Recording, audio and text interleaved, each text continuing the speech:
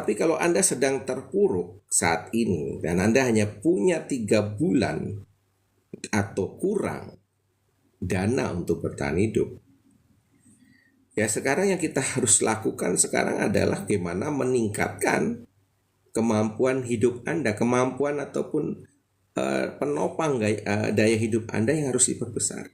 Anda segera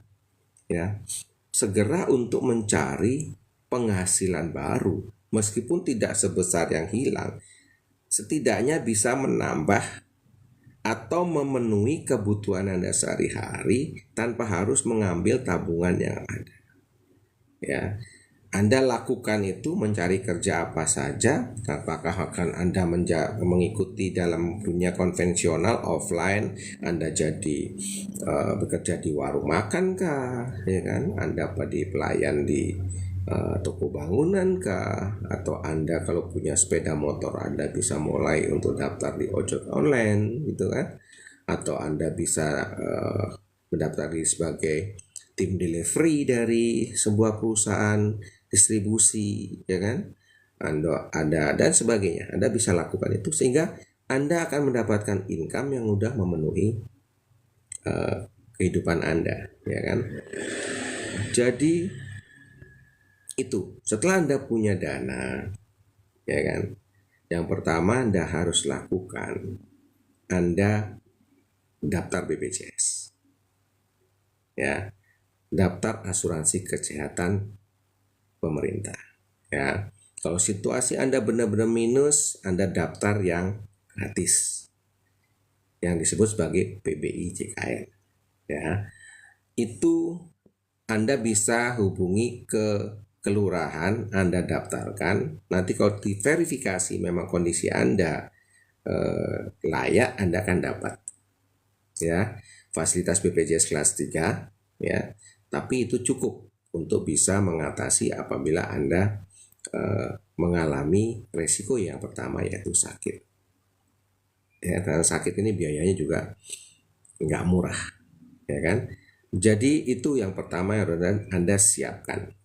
Dana darurat, safety netnya yang pertama adalah kesehatan Anda yang harus diamankan.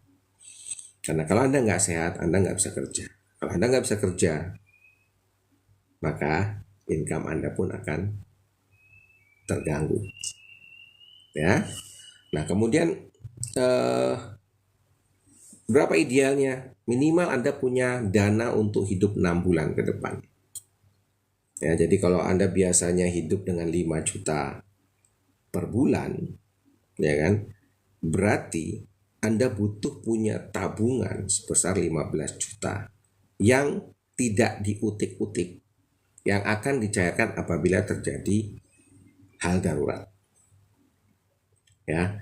Jadi langkah pertama yang Anda perlu lakukan adalah mengamankan finansial Anda, mengamankan kondisi keuangan Anda dengan membuat sebuah jaring pengaman, ya. Anggap pertama Anda mengamankan keuangan Anda dengan jaring keamanan keuangan, yaitu sehingga pada saat terjadi sesuatu seperti kemarin atau seperti yang Anda alami, Anda tetap bisa bertahan setidaknya selama 6 bulan, karena 6 bulan adalah waktu yang cukup untuk kita mengembalikan apa yang hilang, ya. Kemudian itu yang kita perlu lihat, ya.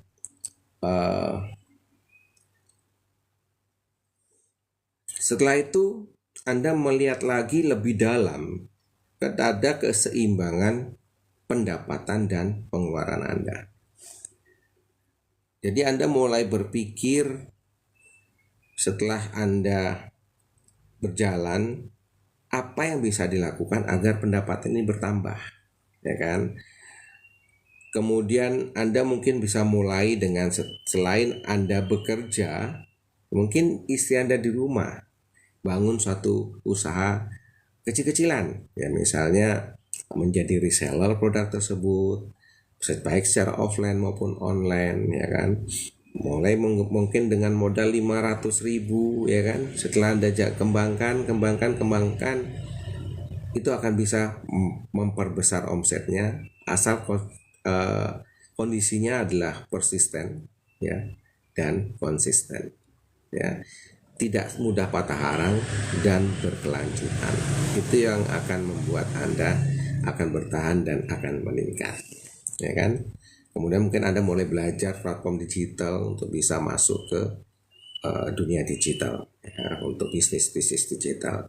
Sehingga selain Anda, ya kan, jadi kalau dirangkum lagi ini, Anda setelah kehilangan pekerjaan Anda mulai melakukan pekerjaan serabutan apapun itu sehingga punya penghasilan, ini akan menjadi aktif income Anda yang pertama, ya kan. Nah, setelah aktif income Anda menjamin bahwa Anda bisa bertahan lebih dari 6 bulan dengan penghasilan aktif income Anda, mulai Anda masuk ke stage kedua, memperhatikan lagi kemungkinan untuk menambah income.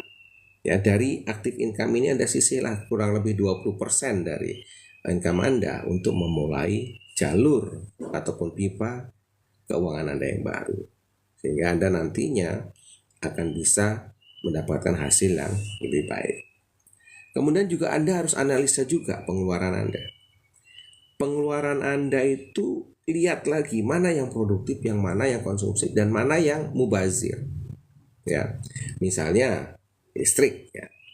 Coba tes lagi, ya. Kalau memang sekarang listrik Anda adalah listrik berbayar, pasca bayar, ya, mungkin Anda bisa rubah ke yang prabayar.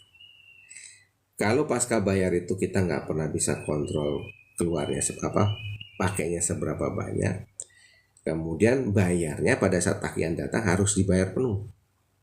Ya, kalau tidak ada kemungkinan nanti dijabel atau kemungkinan akan diputus. Nah, kalau Anda menggunakan prabayar, ya kan, Anda bisa mengisi dayanya sesuai dengan kondisi keuangan Anda. Anda punya 20.000, Anda bisa beli token 20.000 karena token termurah saat ini 20.000, ya. Anda beli token 20.000, ya. Kalau Anda punya rezeki lebih 50.000. Nah, setelah Anda rubah menjadi prabayar, Anda mulai tes semua komponen atau semua alat-alat listrik yang ada di rumah Anda. Karena ada caranya ngetes itu, ya. Jadi matikan semua dulu, kemudian nyalakan satu dan tes. Ya, caranya seperti apa? Cek di Google, ya. Jangan saya kasih tahu semua. Ya, nanti bisa tes satu-satu. Nanti dilihat mana yang memang listriknya mengkonsumsi paling banyak dan sebenarnya ini nggak layak gitu kan. Ya, contoh dulu saat saya mulai merubah ke prabayar, ya kan, ada satu alat listrik elektronik, ya, TV tabung yang lama. Itu ternyata setelah dites itu mengkonsumsinya 125 watt per hour, ya kan. Akhirnya kita berhitung, kita ganti dengan yang flat. Yang flat itu ternyata nggak sampai 25 watt per hour. Jauh kan? Kita menghemat 100 watt. Itu sudah terlihat. Dan bukan lain. Ada satu lampu waktu itu, udah lampu yang biasa, murah, ya, belinya di kaki 5 waktu itu, murah sekali. Ya, tertera di situ adalah 15 watt. Oke, kita pasang. Setelah kita cek, ternyata dia konsumsinya tidak 15 watt, lebih dari 50 watt. Luar biasa itu pemborosan. Nah, ini bisa menghemat. Itu salah satu contohnya. Anda mulai lihat lagi pengeluaran Anda seperti apa. Jadi pengeluaran yang nggak penting, misalnya makan di luar, ya kan. Kalau nggak terlalu urgent nggak usah. Ngopi, kalau tidak untuk urusan bisnis, untuk urusan yang memungkinkan Anda untuk menambah penghasilan, nggak usah dilakukan, ya. Jadi itu hal-hal yang perlu dipertimbangkan, yang perlu